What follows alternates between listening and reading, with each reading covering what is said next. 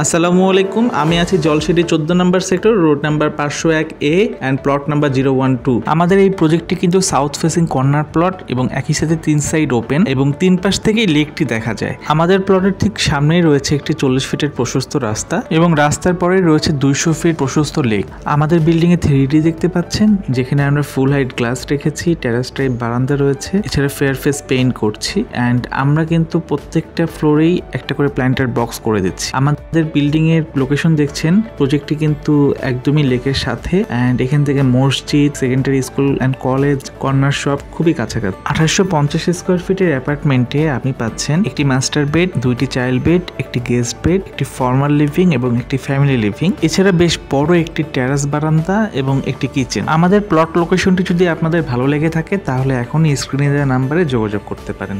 ধন্যবাদ।